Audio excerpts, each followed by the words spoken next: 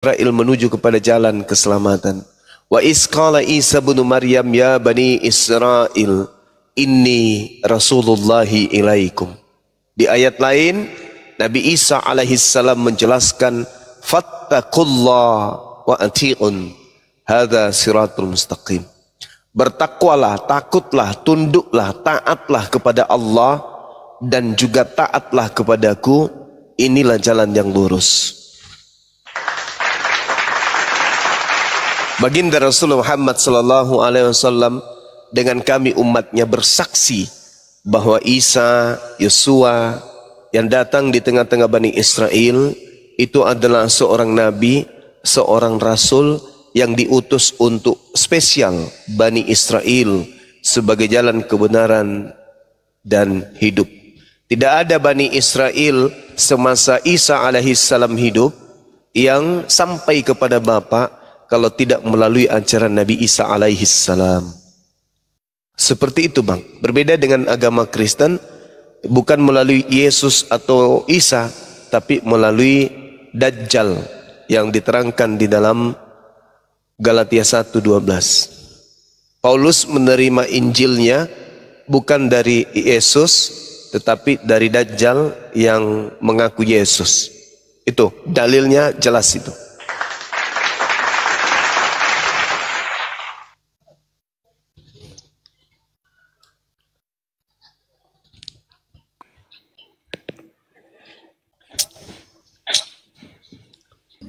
Oh itu toh.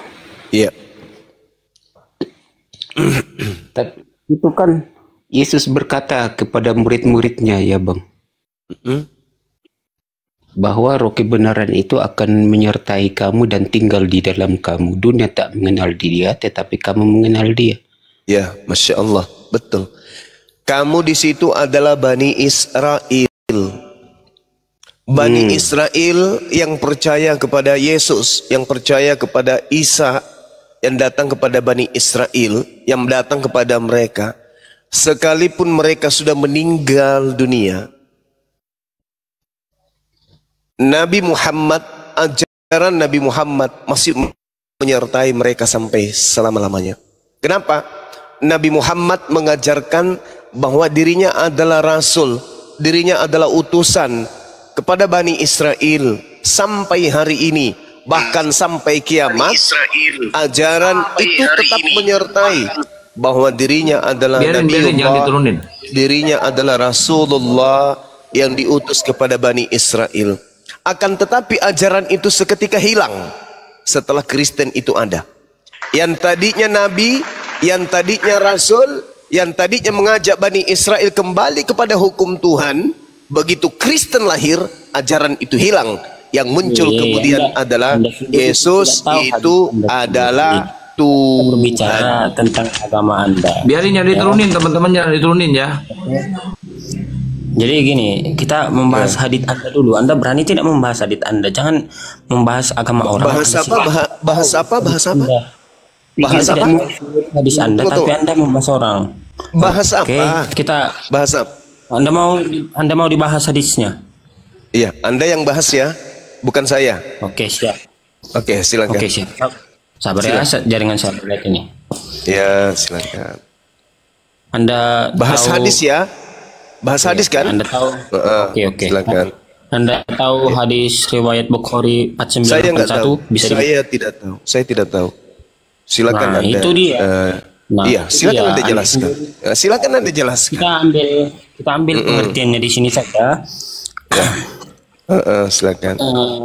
Nabi Anda mujizatnya. Hadisnya dulu dong. Hadisnya dulu. Hadisnya dulu dong. Hadisnya. Gimana bunyi hadisnya? Pengen pengikutnya banyak. Ya Anda bisa baca kan, Anda kan katanya penghafal, katanya Anda mau mati. Saya hanya hafal Bible, saya nggak hafal hadis. Anda berarti kan Anda bukan saya hafal Bible, nah, itu. Saya nggak hafal hadis. Anda hafal hadis nggak? Entah kan Anda menghafal Bible, tapi saya Anda tidak menghafal hadis. Tanya Anda hafal hadis nggak? Anda hafal hadis nggak? Nggak hafal juga. Ya udah, kita nggak usah bahas. Nggak usah bahas kalau gitu. Gak usah bahas karena kamu nggak tahu hadits, saya juga tidak tahu hadits. Makanya yang kita bahas adalah Bible. Pinter dikit.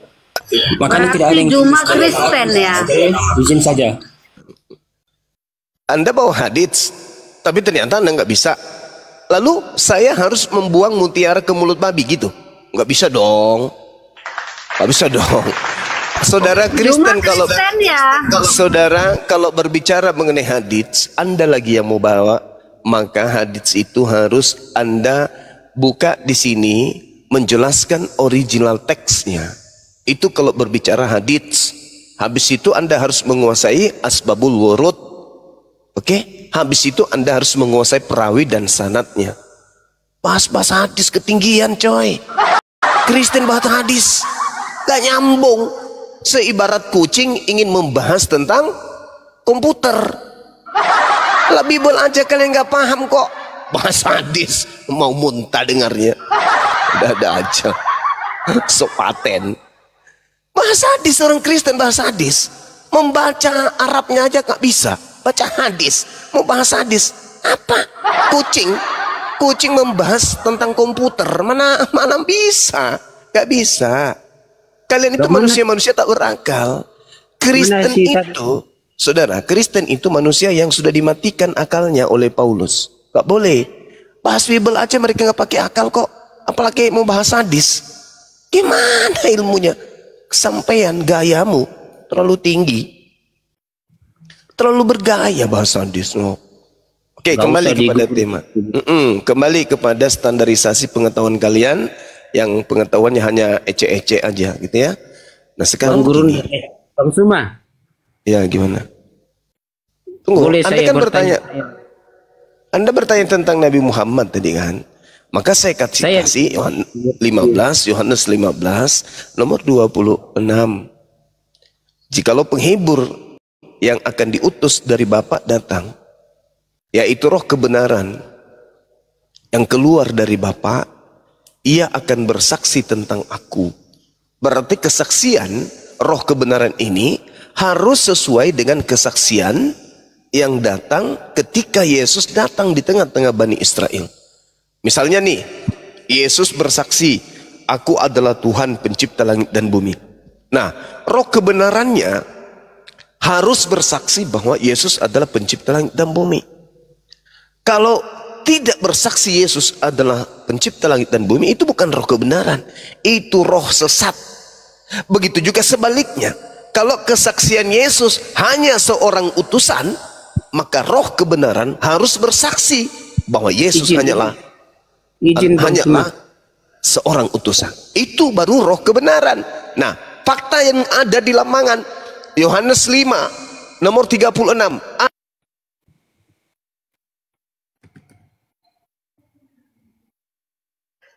Dikik Bang Zuma ya. Mana Bang? Assalamualaikum warahmatullahi wabarakatuh. Kena report. Salam. Dulu udah kena report. Jangan direpot lah, main santai aja. Kena tombak. Tombak. Di tab-tab layar teman-teman. Tab-tab layar ya, tembusin 1M aja. Kena tombak. Selamat malam, salam. Ya, salam. Umi Rifa mau tanya. Ya, bukan Umi. Saya bukan umimu ya, saya bukan umimu. Uni Rifa. Uni Rifa mau tanya. Saya jemaat biasa saja ini. Saya mau tanya, di Al-Quran dikatakan yang dikorbankan adalah Ismail sesuai dengan Al-Quran. Mana datanya? Al-Quran ayat berapa? Enggak, Anda meyakini tidak yang dikorbankan itu Ismail? Bentar teman-teman, itu ini beda. satu kotak buat Dirunda ya. Enggak, sebentar. Itu salah. Gini loh, saya ini bukan pembantu, bukan budak siapa-siapa yang bisa digiring suka-suka hati kalian. Di dalam Al-Quran kalau ada tunjukkan dalilnya. Kalau keyakinan saya ya, itu tidak semua ada di Al-Quran. Ada keyakinan yang dalam hadis, ada keyakinan dalam sumber tersier. Nah, kami meyakini, para ulama kami meyakini bahwa Nabi Ismail itu yang dikurbankan. Kenapa? Karena ada di Al-Quran mengatakan setelah Nabi Ibrahim mendapatkan ujian dari Allah itu, dia diberi kabar gembira atas kelahiran anaknya Ishak. Dari situlah para ulama sebagian mengimani bahwa yang dikorbankan adalah Nabi Ismail. Nah sekarang apa pertanyaanmu? Oke, berarti berdasarkan hadis ya Bang Uni. Al-Quran yang kubaca tadi itu bahwa ketika dikatakan Nabi Ibrahim setelah mendapatkan ujiannya dia diberikan kabar gembira atas kelahiran Ishak. Nah itu. Oke, yang saya tanya, Pertanyaanmu apa? Pertanyaanmu apa? izin, mohon maaf, yang saya tanya di umat Muslim meyakini tidak yang dikorbankan adalah Ismail. Sedangkan Nah, di Bang Zuma, Taurat- tunggu dulu, di bentar kitab dulu. Taurat adalah Ishak. Kenapa dua orang ini berbeda dari dua ibu yang berbeda? Ya, biar abangku yang jawab ya. Bang Zuma, silakan Bang Zuma. Ya, di dalam kitabnya orang Yahudi sebenarnya kalau Anda jeli melihat yang dikorbankan itu adalah Nabi Ismail alaihissalam, bukan Ishak. Anda bisa lihat di dalam Kejadian 21 data 14 atau data 33. Oke. Yang menulis kitab Taurat siapa, Bang? Nabi Musa alaihissalam yang diberikan kitab Taurat. Berarti kitab Musa menulis yang dikorbankan siapa, Bang? Kitabnya Nabi Musa sudah tidak ditemukan hari ini. Yang Betul. ada hanya terjemahan dari bahasa Septuaginta yang tidak jelas asal usulnya. Orang Yahudi siapa nenek moyangnya? Nenek moyangnya Pak Bom Bom.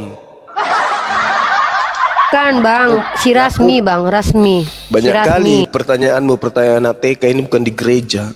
Iya, ini pertanyaan anak TK, mohon. Nih kesimpulan, dengarkan. Yahudi berasal dari Nabi Ishak, Islam berasal dari keturunan Nabi Ismail, Kristen dari keturunan siapa? Saya tidak Itu tanya aja dulu. Saya anak Saya yang tanya itu. Ketinggian lu bawa-bawa Nabi Ishak. Enggak ada hubungannya Kristen dengan Nabi Ishak. Nabi Ishak keturunannya agamanya Yahudi. Nabi Ismail keturunannya agamanya Islam. Kristen ajaran dari mana? Itu dulu. Dari Yunani. Saya hanya tanya. Itu aja dulu. Jawab aja dulu. Di dalam Bang. Islam sekarang kan diakui Bang. ada hari raya kurban. Kau ini Betul tidak? diam dulu ah. Bang. Orang lagi belajar di sini. Bang, Kok tengok? adalah Ih. lebih penting kamu cari tahu Kristen itu dari mana. Kalau kami Islam, kami memahami Nabi Muhammad pembawa ajaran Islam. Oke? Yahudi, Nabi Musa, Yesus mengajarkan dan mempraktekkan agama Yudaism, Yahudi. Nah, Kristen ini dari mana, Cak Ayu? Yunani. Nah, itu yang harus kau pikirkan. Jangan kau bertanya yang lain yang tidak ada hubungannya dengan imanmu. Tanya Kristen itu dari mana? Natalan itu dari mana? Yesus tidak pernah Natalan kok. Natalan. Ismail dan Ishak ini dua nama berbeda. Kenapa dari kamu dua ribut? Orang tua yang berbeda. Yang harus ribut Islam mengakui Ismail yang dikorbankan, sedangkan kitab yang ditulis oleh Yahudi, kitab Taurat adalah Ishak. Mana? Tunjukkan kitabnya. Al-Quran itu mengimani kitab Taurat. Kenapa berbeda? Tunjukkan kitabnya Yahudi yang mengatakan yang dikorbankan itu adalah Ishak. Tunjukkan. Tanya aja sama orang Yahudi kalau sama orang Yahudi. Bang, nenek moyang orang Yahudi itu Abraham, Nenek Ishak dan moyang Yakub. orang Yahudi Bukan berasal dari Abraham, Nabi Ismail Ishak. dan Yakub. Oke, kalau nenek moyang orang Kristen dari mana? Gak usah lari ke sana, Bang. Kenapa malu sama agamamu? Duh, Malu. bukan sebaliknya, Bang. Bukan Sebaliknya. Coba. Kristen ini dari mana? Agamamu ini dari mana? Bang, ini pertanyaan anak TK satu-satu, jangan lompat-lompat. Justru anak TK aja bisa jawab. Dek, adek, ya paman. Kristen itu dari mana? Dari barat. Kalau di Orang Kristen bisa jawab, anak-anak TK bisa jawab. Nah, kau dibawanya levelnya TK malah. Kutanya semamu, agama Kristen, Natalan, makan babi, tidak bersunat, sekolah minggu, itu ajaran dari mana? Jangan Tanya jauh-jauh dulu, Bang. Enggak Karena jauh, ini enggak jauh, berbicara enggak jauh. tentang kaidah. Enggak jauh. Kalau kau berbicara mengenai kaidah, kan sudah jelaskan tadi. Keturunan Isa agamanya Yahudi, keturunan Ismail Kejadian agamanya Islam, 21 keturunan setan ayat agamanya 12. Kristen. Nah, udah. Kejadian 21 ayat dulu 12. Tetapi Allah berfirman kepada Abraham, jangan sebal hatimu. Ambillah. Karena Sebab hal anak dan budakmu itu dalam segala yang dikatakan Sarah kepadamu haruslah engkau mendengarnya. Sebab yang akan Sebab. disebut keturunanmu ialah yang berasal dari Ishak, bukan Ismail, Bang. oh, kalau begitu yang sunat setelah Abraham siapa? Bang, yang dikorbankan aja, Bang. Gak usah lari kemana-mana. Perjanjian kekal Bang, ini. Langsung Dengar, saja ini ayat intinya dengar, sebelum saya turun. cuples, Sebelum saya cuples, turun, Bang Juma, anak TK mau cuples. turun mau bobo. Cuples, kau ke gereja colok pantat pendeta, jilat tanganmu kalau gitu. Udah, kau turun. Kamu Bang gak Juma, layak Bang diskusi. Juma, turun, Bang Juma. Bang Juma. Sebentar, Bang Juma sayang, Bang Juma. Gak layak diskusi kau orang sakit. Kejadian 22 ayat 7. Pada saat Ishak ini, Ishak mau dikorbankan. Apa kata Ishak? Lalu berkata, Apa kata Isa? Isa aja belum lahir tuyul. Kak Blama, tolo-tolo itu. Hari Natal kok masih bingung. Masih ada pengaruh mabok tadi di gereja. Ishak belum hadir waktu itu. Apa pula? Apa susahnya? Dan Abraham mengambil anaknya yang tunggal, yaitu Ishak. Ishak anak tunggal, nyata-nyata ada kakaknya. Inilah kau, mana tua Maria atau Yesus? Yesus. Nah, samanya ini. Anak tunggal ada Isa, anak kedua Ismail. Dasar tak berotak. Jangan kau coba adu otak dengan Ya, saya. itu Bang Suma baca ayat 2 tadi. Firman Allah, Elohim, ambillah Kejadian anakmu yang 21 ayat 5, Ismail lahir Engkau bagi Abraham kasih. ketika Abraham berusia 86 tahun. Kejadian 22 ayat 1 ayat 2, Ishak lahir ketika Abraham berusia 100 tahun. Berarti selisihnya berapa? Ishak lahir 14 tahun setelah Ismail. dan 12 Jadi tahun anak tunggal itu. siapa? Anak tunggal siapa jadinya? Itu malah Ishak. asal. Ishak. Itu aja dulu jawab, Bang. Kristen itu dari mana? Natalan itu dari mana? Waalaikum.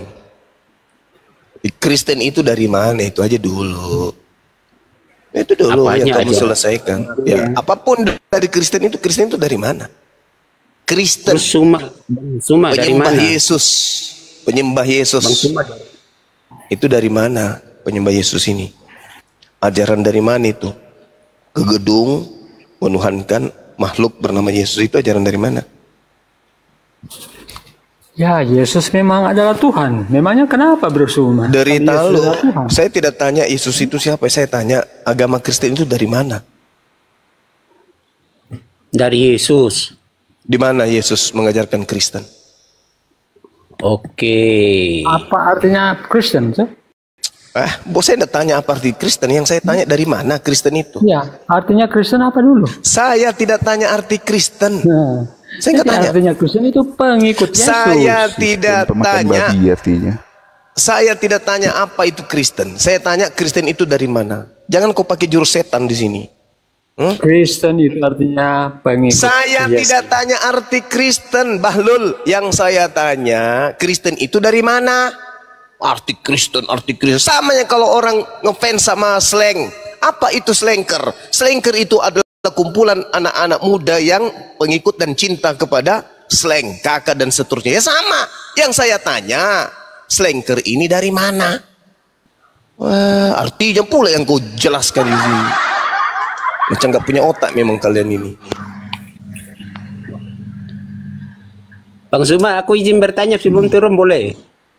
Udah, kau tanya aja sampai puas. Satu aja aku tanya lo.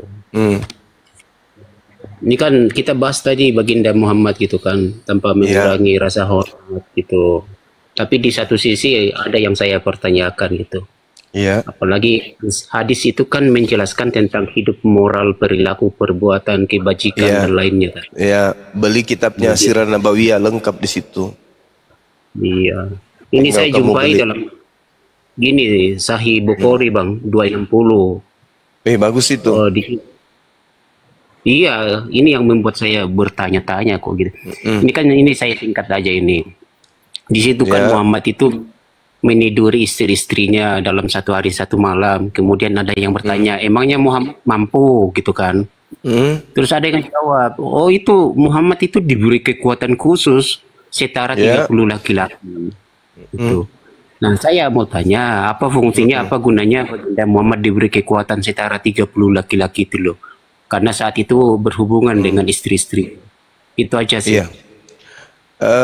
Sangat luar biasa ini ya.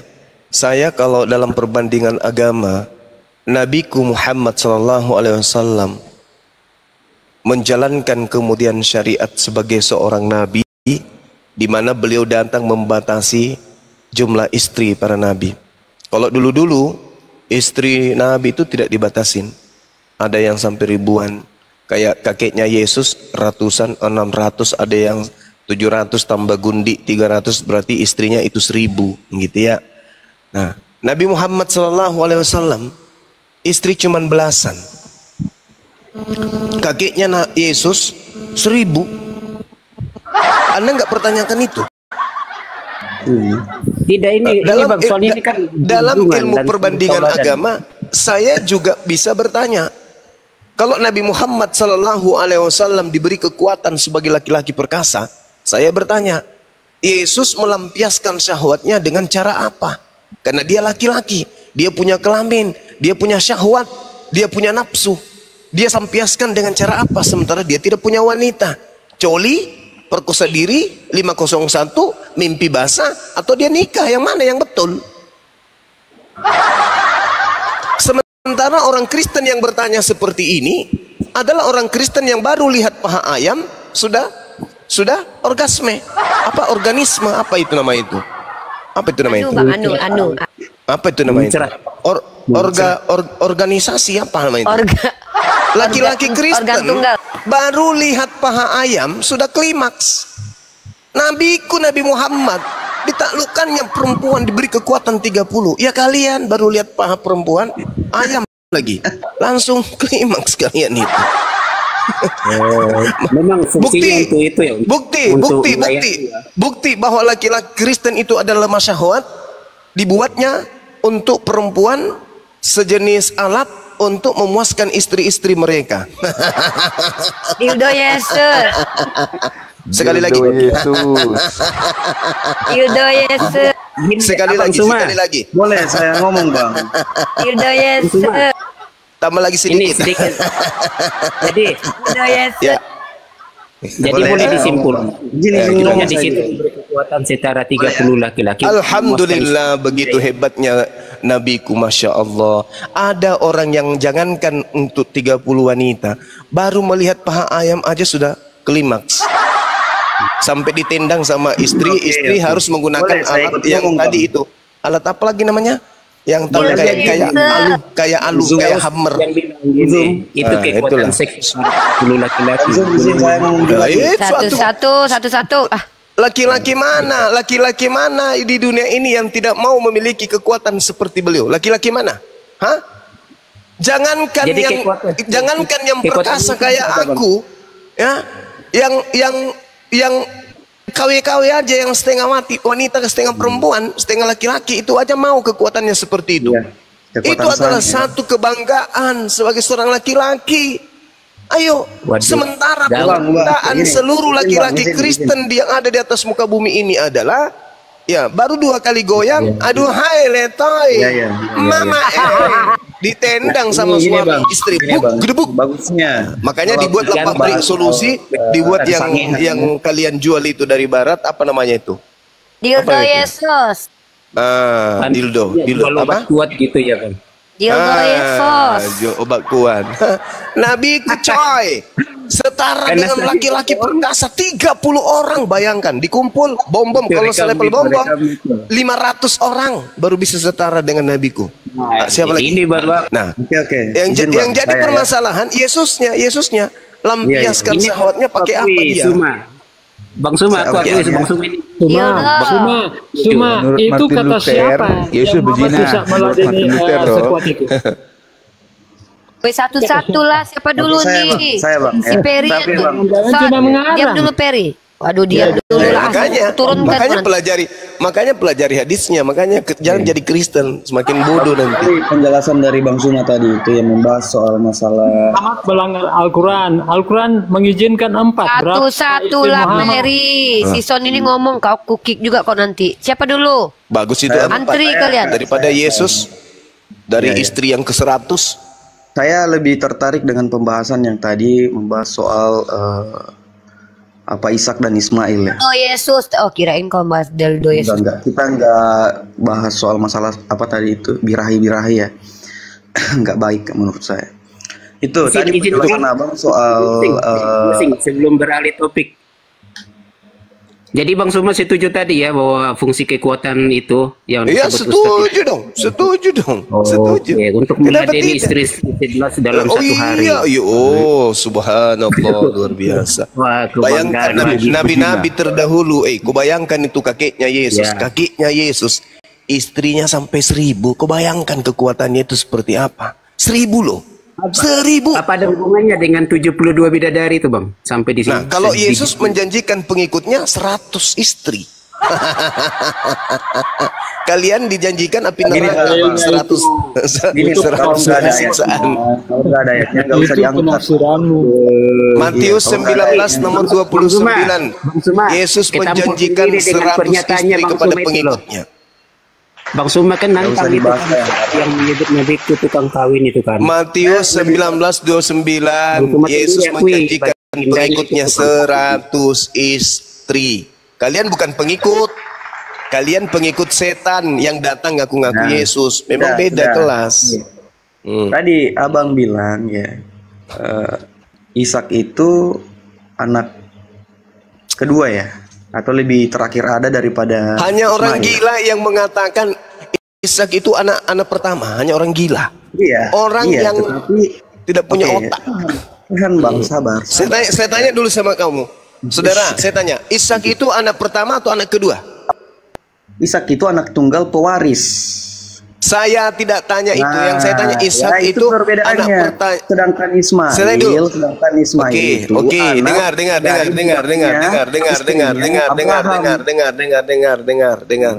Ishak itu anak pertama atau anak kedua? Jawab. Dia anak tunggal sebagai pewaris. Saya tidak tanya itu, Bahlul. Yang saya tanya, Bahlul. Bahlul. Yang saya tanya, Ishak anak pertama atau anak kedua? Bahlul. Saya nggak tanya anak tunggal atau anak sulung. Saya nggak tanya. Dia anak pertama. Dia anak kedua. Nah, ini tepuk tangan penonton. Kan udah aku bilang kan. Saya udah bilang kan. Bukan Kristen namanya kalau tidak sinting, nggak gila. Ishak anak pertama. Ishak itu anak tunggal sebagai pewaris. Anak pertama, dasar keturunan Dajjal. Ishak anak pertama.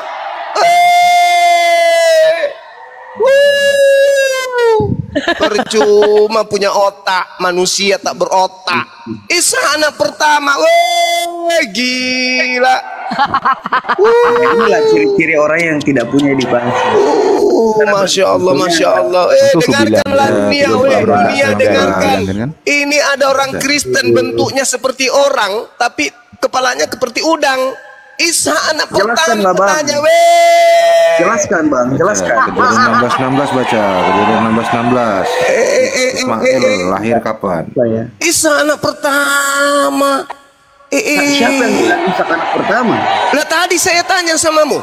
Saya bilang Ishak anak kedua. Itu telinga dipakai. Bohong lagi. Tobat dia. Tobat Bang, serius ya. Tanya itu parah ini. Demi sebuah doktrin. Dengar. Demi sebuah doktrin kebodohan, pembodohan dan ajaran iblis.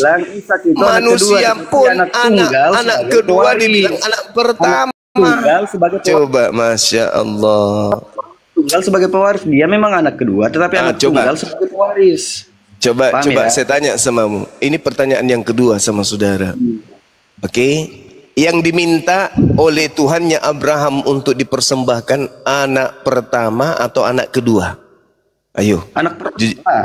Anak pertama. Anak pertama kan? Anak tunggal sebagai pewaris ya. Anak pertama kan? Anak pertama kan? Kita tidak bahas Ismail di sini. Saya tanya Karena dulu. Ismail itu Sarah menawarkan anak pertama kan? Hajar untuk menjadi istri. Jadi yang diminta anaknya Sarah atau anaknya Abraham? deal. Saudara, yang diminta anaknya Abraham atau anaknya Sarah? Yang diminta, saudara, yang diminta anaknya Abraham atau anaknya Sarah? Udah tahu Bang, jelasin. Yang diminta anaknya Sarah atau anaknya Abraham? Jelasin aja kalau Bang tahu. Yang dipanggil Abraham kan? Bukan Sarah kan? Abraham, ambillah anakmu yang tunggal. Nah, anaknya Abraham bukan anaknya Sarah, Cak Ayu. Iya. Siapa anak pertamanya Abraham? Anak tunggal sebagai pewaris itu Ishak. Iya, siapa anak tunggalnya Abraham? Ismail. Pewaris ya Ishak. Sebagai pewaris. Abang ini tidak baca Kejadian 16. Saya ulang. Kejadian 16 ayat 1 Saya ulang lagi. Saya ulang lagi. Yang diminta, sabar. Yang diminta untuk dipersembahkan anak pewaris atau anak tunggal? Anak tunggal itu ya Ishak. Apa alasannya? Apa alasannya di Alkitab dicatat? Apa alasannya kau katakan Isa anak tunggal? Di Alkitab dicatat di Kejadian 16. Apa alasannya? Apa alasannya kau katakan bahwa Isa anak tunggal? Pernahkah kemudian Isa menduduki posisi anak satu-satunya Abraham? Pernah? Iya, dengan Sarah kan, anak satu-satunya dengan Sarah. Yang diminta anaknya Sarah atau anaknya Abraham? Anaknya Abraham dengan Sarah. Anaknya Abraham. Di mana dalilnya? Di mana dalilnya? Oh, begitu ya? Di mana dalilnya? Gitu, baca Kejadian 21 ayat 1 sampai 7. Jangan kau ajarkan saya untuk membaca. Tunjukkan kepada saya. Silakan kau tunjukkan. Silakan kau tunjukkan dalilnya. Silakan kau tunjukkan. Baca itu. Di mana dalilnya? Kau diam. Sebelum kau kusepak di sini. Diam. Oh, siap. Tunjukkan dalilnya. Tuhannya Abraham minta anaknya Abraham. Abang bisa baca. Abang. Udah, kau turun atau gimana? Mau turun atau gimana? Masih mau diskusi? Saya turun dan kamu ke gereja, colok pantat pendeta, jangan lupa jilat tanganmu. Turun, gila kau. Kau sudah gila permalukan Kristen. Kau bilang anaknya yang pertama itu adalah Ishak. Apakah nggak malu kau? Gak malu, gak ada otak. Ishak anak pertama, yang diminta anaknya Sarah, nenek Lukiper. Yang diminta itu anaknya Abraham. Saya jawab Bang Juma. Sama aja ya kau kelasmu. Dia anak pertama dari istrinya Sarah. Sarah mempunyai anak tunggal. Jelas, kalau itu anak tunggal. Sarah mempunyai satu anak kucing yang juga Ishak. tahu. Kalau itu kucing juga tahu. Kucing saya di kebunku ini juga tahu. Kalau Sarah punya anak. Kejadian 22 ayat 2-nya itu baca yang dikorbankan itu anak tunggal siapa di situ. Kejadian 22 ayat 2 yang diminta dikorbankan anak tunggalnya Abraham, bukan anak tunggalnya Sarah. Pakai logika bacanya.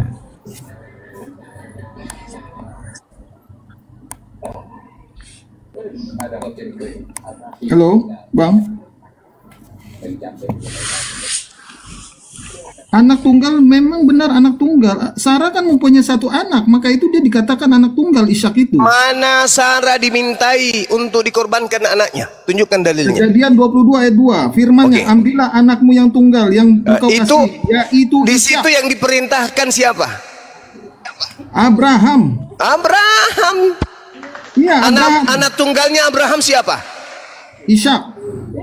Hah? Ishak dari istrinya yang saya tidak mau tahu. Anak tunggalnya Abraham, anaknya Abraham, benihnya Abraham yang pernah menduduki itu yang menulis posisi sebagai anak tunggal siapa? Musa sama Bang Juma duluan mana yang nulis? Orang gila kau memang. Kok bisa gila? Ada gak sih pendetamu yang dari neraka yang bisa kau bawa ke sini? Saya anak TK, Bang. Ya Domba udah, bro saya tak gak level keledai. samamu. Kau level Iya. sama ayam. Kau level Kejadian sama ayamku 22 nanti. ayat 2. Udah. Pendetamu turun, yang turun. dari neraka kau Lupa aja turun. turun sini, kau bawa ke sini. Kristen Ngapain dungu. kau di sini? Domba bro tak keledai. Bahlul. Domba bro tak keledai. Otak ayam. Otak ayam. Udah peringati kelahiran. Bang Juma. Waalaikumsalam. Saya Muslim. Mau nanya siapa bang? Nah, saya tanya sama Bang Juma, saya diskusi. Karena saya bukan orang Indonesia, tapi alhamdulillah saya bisa bahasa Indonesia. Istri saya orang Polonias, awalnya Kristen tapi dia mualaf sama saya. Alhamdulillah. Nah, cuma sering beliau tanya ke saya bukan ahli agama, tapi saya kurang paham dengan agama Islam juga, tapi beliau ikut sama saya. Termasuk mertua saya, laki-laki, perempuan semua ikut sama saya. Tinggal satu orang lagi. Cuman mereka sering tanya tentang agama kita, agama Islam. Yang permasalahkan ini mereka kan awalnya dari Kristen, mereka masuk Muslim, mualaf. Iya. Jadi mereka sering pertanyakan dengan hukum Taurat yang 600 berapa perjanjian yang yang dihapus oleh rombongan iblis lah. Iya. Taurat dihilangkan kan. Jadi di situ kan ada makanan dengan babi hutan ya. Babi hutan yang dilarang. Dulu kan tidak ada babi peternakan. Ada cuma hanya babi hutan kan. Jadi bisa Bang Juma jelaskan nih, karena ini mungkin keluarga istri saya semua dengar. Kenapa orang Kristen itu dulu dilarang untuk makan, bukan orang Kristen sih, umat manusia lah. Seluruh umat manusia yang di Taurat larang untuk makan babi. Dan kenapa sekarang umat Kristen ini boleh makan? Tolong dijelaskan, Pak. Iya. Al-Quran menjelaskan itu ghairil maghdubi alaihim waladdallin. Di ayat itu kemudian Allah Subhanahu wa taala mengajarkan umat Islam kemudian untuk berdoa kepada Allah agar diberi nikmat keselamatan dan jangan dijadikan sebagai sama seperti umat terdahulu, yaitu mereka yang disebutkan di dalam surah Al-Fatihah, dimurkai dan juga sesat. Siratal ladzina an'amta 'alaihim ghairil maghdubi 'alaihim waladdallin, yaitu jalan orang-orang yang telah engkau beri nikmat kepadanya, bukan jalan mereka yang dimurkai. Siapa yang dimurkai ini adalah orang-orang Yahudi. Kenapa orang Yahudi dimurkai? Karena Allah menurunkan aturan, Allah menurunkan syariat, Allah cinta kepada mereka, Allah sayang kepada mereka, sampai Allah mengatakan inni ma'akum, wahai Bani Israel, aku memilih kalian yang 12 ini, aku angkat pemimpin 12 darimu, aku angkat raja-raja untukmu, inni ma'akum, aku bersamai dengan diri kalian. Itu kata Allah. Aku berikan aturan-aturan main agar engkau bisa selamat. Aku hantarkan kamu melalui utusanku Nabi Musa hingga sampai ke tanah yang engkau bisa hidup dengan berdamai. Tapi engkau ingkar kepadaku, aturanku kau ingkari, maka dia dimurkai. Itu orang-orang Yahudi. Lalu siapa yang kemudian sesat? Yang sesat ini yang telah datang petunjuk kepada mereka kemudian, tetapi petunjuk itu dibuang, lalu beralih kepada petunjuk yang lain. Itulah orang sesat. Nah, implementasi dalam apa yang kita lihat sekarang ini adalah, tengok saudara-saudara Kristen, mereka mengaku ajarannya dari Nabi, mereka mengaku adalah orang yang mengambil ajaran dari Bani Israel. Tapi coba lihat, nyembah manusia, nyembah makhluk, menyembah roh. Lalu kemudian mereka ibadah pada tempat di mana tidak diajarkan kemudian para nabinya Yahudi untuk masuk ke tempat ibadah yang penuh dengan orang-orang yang berkulub. Semua yang mereka lakukan kemudian jauh dari perintah-perintah Tuhan yang datang kepada Bani Israel. Tetapi mereka mengaku benar, mereka mengaku sebagai anak-anak Tuhan. Itu yang sesat. Maka kita sebagai umat Islam nggak boleh masuk dari kedua kelompok tersebut. Kelompok golongan yang dimurkai dan golongan yang sesat. Dua-duanya kita harus menghindari ini. Jadi Yahudi kita hindari, Nasrani kita hindari, apalagi orang-orang yang zalim di antara mereka. Jadi di situ ada Yahudi, ada Nasrani. Nasrani ini bertelur. Nasrani ini melahirkan orang-orang yang zalim. Siapa orang-orang zalim di antara Nasrani? Inilah yang kita sebut hari ini dengan Kristiani. Itu orang zalim. Makanya dikatakan oleh Al-Quran, jangan engkau berdebat dengan ahli Taurat, dengan ahli kitab, kecuali dengan cara yang baik, melainkan dengan orang-orang yang zalim di antara mereka. Jadi boleh kita berdebat dengan orang Kristen, boleh, karena mereka lah yang disebut sebagai orang yang zalim. Apa orang zalim itu? Ya tahu kalau Yesus itu bukan Tuhan, tetap aja dituhankan. Mereka kemudian melakukan propaganda. Kenapa dia mati? Karena dia manusia.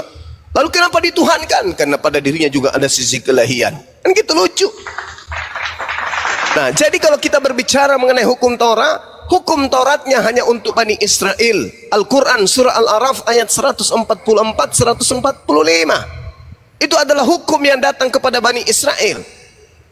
Dan juga di dalam Al-Quran surah As-Saf ayat kelima diterangkan. Nabi Musa untuk Bani Israel, dan di kitabnya Bani Israel pun diterangkan, yang bahkan diambil terjemahannya oleh orang Kristen. Ulangan 33 nomor 4. Hukum Taurat hanya untuk Bani Israel. Kitab Yeremia 31 sampai 33. Hukum Tauratnya Nabi Musa hanya untuk Bani Israel. Mazmur 147, hukum Taurat hanya untuk Bani Israel. Kenapa ada Kristen? Ya itulah yang diterangkan oleh Al-Quran. Sesat. Orang sesat, orang zalim. Maka kita tidak boleh ikut sama mereka, dua kelompok ini.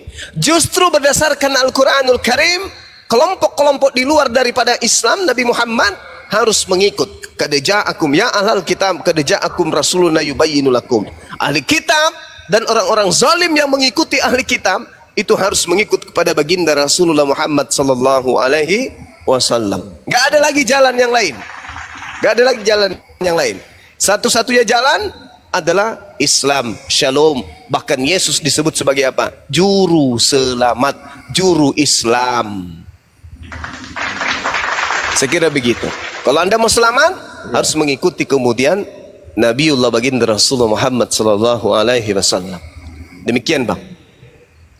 Iya. Boleh sedikit lagi, Bang, apa itu? Ya itu sudah saya jelas. Mudah-mudahan saya bisa besok juga saya bisa jelaskan sama mereka karena saya sudah pahami. Yang permasalahannya itu sudah selesai. Kenapa awalnya saya kan nikah itu tahun 2016, Bang, ya. Saya nikah sama istri saya itu tahun 2016. Alhamdulillah tahun 2019 itu mertua saya yang perempuan pengen mengikutlah dengan ajaran kita karena dia lihat karena dia pernah ikut sama saya sebelum masuk mualaf, dia itu ikut sama saya tinggal satu rumah dengan saya. Dari situ dia lihat cara kebersihan, cara tata krama lah dengan Islam, ke sholat segala macam.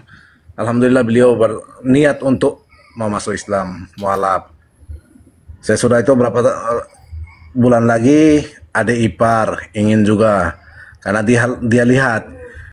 Jadi alhamdulillah satu persatu sudah berapa orang, lebih kurang 6 orang keluarga istri saya sudah masuk mualaf. Dari saudara mama mertua, Masya Allah, Masya Allah. Saudara mama mertua hampir 4 keluarga itu sudah masuk mualaf, termasuk anak-anak nih. Semua alhamdulillah sudah masuk mualaf, Bang. Jadi Masya Allah. Saya harapnya mungkin kalau bisa saya sering perlu mungkin diskusi atau apa, saya minta nomor telepon Bang Juma nanti kalau memang bisa. Saya sering ke Makassar juga, kalau bisa kasih tahu alamat pesantren Bang Juma mungkin saya mampir, Bang. Insya Allah, Bang. Insya Allah. Jadi mudah-mudahan alamat di Makassar di mana, Bang? Bisa dijelaskan, Bang?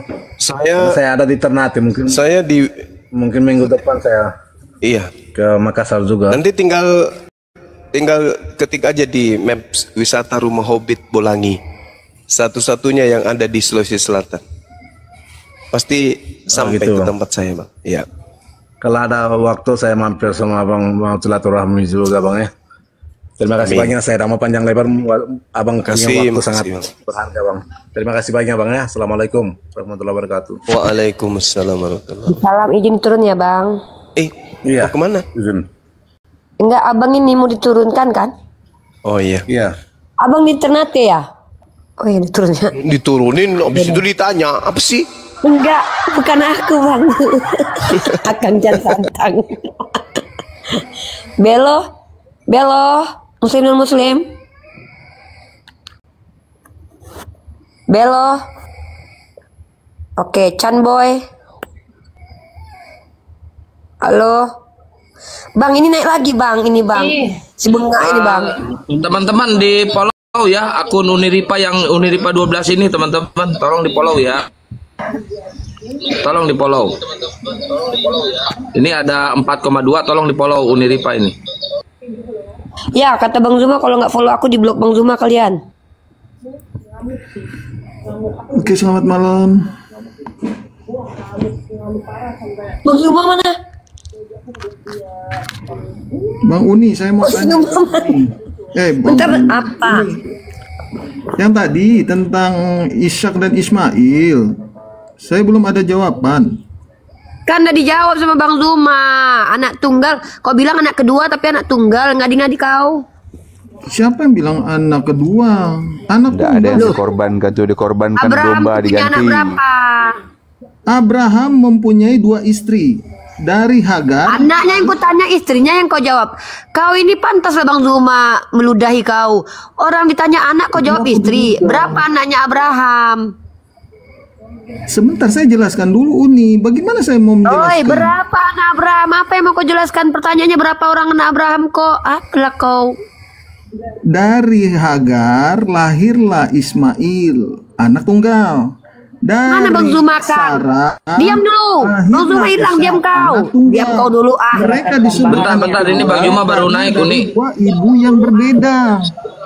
Ah, Jadi terus? Sarah mempunyai 1 anak, Hagar mempunyai 1 anak. Itulah disebut. Tadi udah anak dijawab Bang tunggal. Zuma. Yang disuruh korbankan itu anak tuh. Bang Zuma udah datang tuh kau. Diam kau.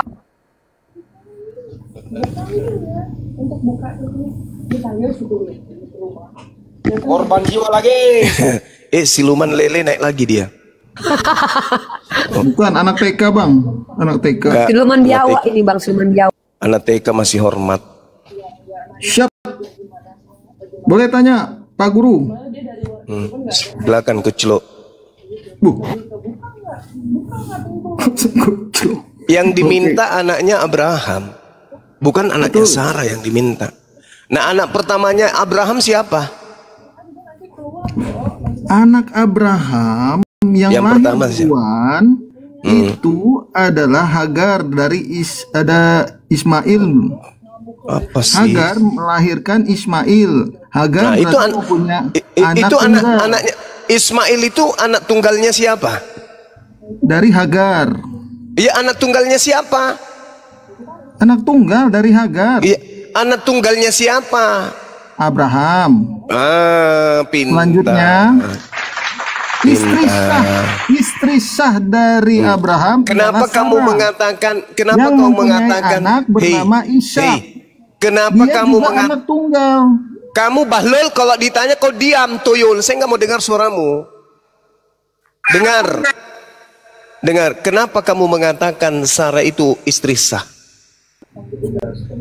Kapan dia nikah sah? Kutanya dulu samamu. Kapan Sarah menikah secara sah dengan Abraham? Tunjukkan dalilnya. Kusipak juga nanti kau lama-lama. Cipak aja Bang. Mana dalilnya Sarah nikah sah dengan Abraham? Tunjukkan dalilnya. Mana? Ayo. Sebentar dulu, Bang. Kasih yang lain dulu. Bentar bicara. apa? Saya masih cari di kejadian. Saya mau baca dulu. Kau panggil pendetamu dari neraka. Biar dibantu samamu. Nggak ada dalilnya Sarah dengan Abraham nikah sah kalau kau mau seperti itu. Justru kalau kita berbicara sah tidak sahnya, justru lebih sah Hagar. Jadi kejadian 16. Kejadian 16. Coba kau tunjukkan. Apakah itu berbicara mengenai pernikahan? Halo, apakah dikatakan istri itu bukan nikah? Lah, sekarang dikatakan istri berarti sudah nikah. Di mana dalilnya dia menikah? Coba tunjukkan sama. Kejadian 16 ayat Nomor 1. berapa? Adapun Sarah, istri Abraham itu tidak beranak. Ia mempunyai seorang hamba perempuan orang Mesir, Hagar namanya. Hagar ini terus? orang Mesir. Terus? Yang dikatakan istri itu Syah. Terus? Ya, jadi kau ingin mengatakan bahwa Hagar itu istri tidak sah? Duh. Ia mempunyai seorang hamba perempuan kan? Kutanya dulu samamu. Kutanya samamu. Hei, kutanya samamu. Jadi kamu ingin mengatakan bahwa Hagar itu istri tidak sah? Siapa yang mengatakan tidak sah? Saya tidak mengatakan tidak sah. Tadi Sarah istri sah, Hagar? Saya berdasarkan fakta di Alkitab. Saya dan tanya Taurat. samamu. Sarah istri sah, Hagar istri apa? Saya hanya berbicara inti siapa yang dikorbankan, Bang. Kita orang ini diajak diskusi baik-baik, kenapa sih nggak ada otaknya? Sarah itu istri sah menurutmu? Hagar istri sah atau tidak sah? Dia dikatakan di situ apa? Hagar bukan dikatakan istri, tetapi Sarah menyuruh mengambil. Berarti Hagar. Abraham kamu tuduh berzina, gitu? Saya tidak menuduh. Itu tertulis di kalau dalam tidak sah berarti dia berzina. Kalau tidak sah, mana yang betul? Nah, menurut abang bagaimana? Sudah, saya tanya balik.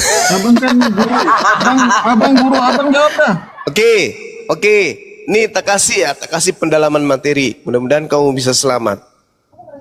Kejadian kemudian persembahan anak tunggal itu dilakukan oleh Abraham di Gunung Moria. Oke? Itu tertulis di Kejadian 22. Nah, setelah persembahan ini dilakukan oleh Abraham di Gunung Moria, Abraham mengembalikan anaknya ke Beersheba. Dia kembalikan anaknya yang dikorbankan di Gunung Moria tapi gagal karena digantikan oleh hewan. Maka Abraham mengembalikan anak ini ke ibunya di Beersheba. Pertanyaan saya, siapa yang tinggal di Beersheba? Jawab. Boleh saya jawab? Silakan. Yang itu dia kembali ke rumahnya karena Hagar itu mengembara di ayat Kejadian 21 ayat 14. Pertanyaan saya, anak yang dipersembahkan di Gunung Moria ini dikembalikan oleh Abraham ke ibunya di Beersheba. Pertanyaan saya, siapa yang tinggal di Beersheba? Ya kembali kepada Sarah lah. Siapa yang tinggal di Beersheba? Sarah. Nenekmu Kiper. Yang tinggal di Beersheba itu Hagar bersama dengan Ismail. Baca Kejadian 1:14. Baca Kejadian 21 nomor 21 ayat 21 malah menjelaskan. Maka Kejadian 21. Kejadian 21 ayat 21, maka tinggallah ia di padang gurun Paran dan ibunya mengambil seorang Mesir seorang istri Mesir. Nah, itu kamu tahu siapa yang tinggal di gurun Paran? Siapa? Bebas sama gurun Parannya beda, Bang. Sekarang coba baca Kejadian 21 nomor 14. Baca yang keras. La ilaha illallah. Baca Toyol. Oke, saya bacakan di Kejadian 21 ayat 14. Keesok harinya pagi-pagi Abraham mengambil roti serta sekirbat air dan memberikannya kepada Hagar, lalu meletakkan itu beserta anaknya di atas bahu Hagar. Kemudian disuruhnyalah perempuan itu pergi. Ke mana? Maka pergilah Hagar dan mengembara di padang gurun Beersheba. Beersheba, tepuk tangan dulu. Terus di Siapa ayat di Berseba? 21, Siapa di 21. Berseba? Tepuk tangan toyol. Siapa di Berseba? Jawab dulu. Belum selesai bang, di 21 Belum selesai. dijelaskan. Tapi kamu jawab dulu. Siapa di Berseba? Iya, memang. Siapa? Dia Siapa? waktu itu di mengembara. Iya, Hagar. siapa di Berseba? Siapa? Tetapi dia tinggal di mana? Saya tanya siapa di Berseba? Ayat 21. Setelah dia Siapa di mengembara, Berseba? setelah dia mengembara di ayat 21, maka tinggallah ia di padang gurun paran. Setelah Ya, dia siapa? mengembara Siapa di yang Berseba, siapa yang di sana? Siapa yang di sana? Hagar. Berseba Faran itu di mana? Hagar itu mengembara di gunung itu luas, Pak, gunung itu. Berseba Nah, sekarang luas. oke, sekarang Bukan satu tempat saja. Oke, Maka baik, tinggallah ia di tenangkan padang. tenangkan dirimu. Saya tanya samamu. Sarah tinggal di mana? Mampus. Dia dari Ur Kasdim kalau anda segala, ya. Baca Kejadian 23 nomor 2. Oke bang, begini saja bang. Apanya? Yang Sarah, dikorbankan. dengar. Sarah Orang di Islam Hebron. kan Dengar ada dulu. hari raya Kurban. Sarah, aduh bahaya ini. Bisa kulempar ini HP nanti.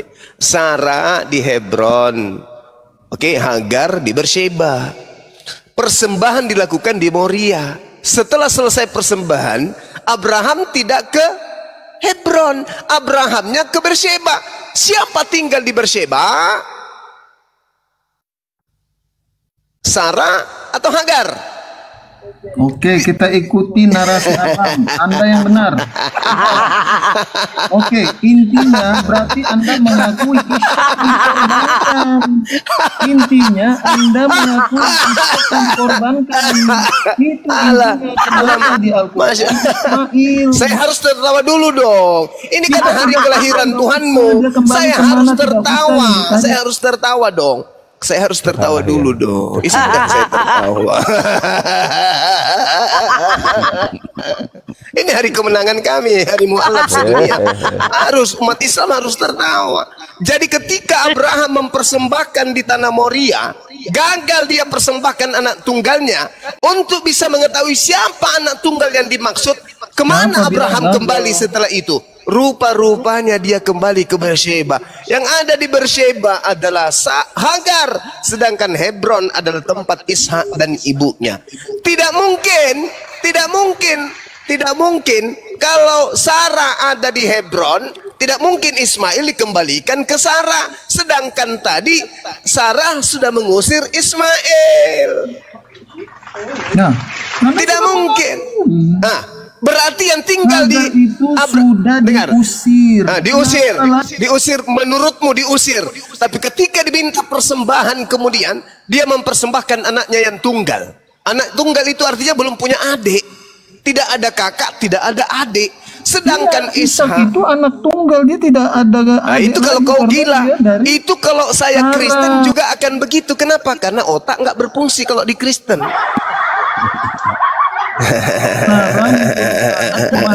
Maka itu dia disebut anak tunggal, bang. Ya, sekarang nggak usah kau berkutik di situ. Sekarang kau kembalikan pada masalah. Siapa yang tinggal di Berseba? Ishak atau Ismail? Intinya anggap aja Anda betul. Memang betul. Intinya siapa yang dikorbankan di Gunung Moria? Yaitu anak yang dikembalikan ke Berseba. Siapa namanya? Ismail dong. Jadi maksudmu di Kejadian 22. Jadi maksudmu Ishak dikembalikan ke Hagar di Berseba gitu. Kita ikuti narasi Abang katakan, ikuti. Anda benar. Gimana Saya sudah ceritanya jelaskan, ini? Bang. Bagaimana ceritanya? Tidak mungkin lah. Masa Pak Bom kau ini, kembalikan Bang, kepada Kejadian ibu 22 ayat seekor ibu sapi? Nggak mungkin. Nggak mungkin. Kejadian 22 Nggak mungkin. ayat 7. Pak Bom harus kau kembalikan ke ibunya, ibu babi. Jangan kau kembalikan ke ibu sapi. Ishak harus ke ibunya. Ke Lalu Hebron. berkatalah Ishak Ismail kepada Abraham, harus dikembalikan ayahnya ke bapa. ibunya di Berseba. Sahut Itu baru Abraham, "Ya betul. anakku, bertanyalah Bahlul. Gimana? Dibalikkan kemana bang? Ke ibunya, ke ibu babi. Ya kan ibunya makan babi. Ayo, kamu itu, ini kitab membuat kau gila. Untung Islam itu kritis. Bang, ini Islam kitab itu Taurat kritik yang sekali. diimani oleh Al-Quran. Anda tidak boleh membantah kitab Taurat. Tauratnya tadi yang kau katakan Taurat, kita kan sudah lihat tuh.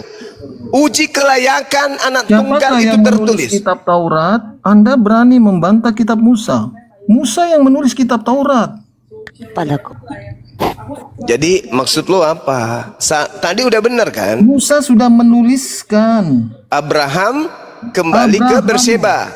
Yang Wa makaru wa makarallah.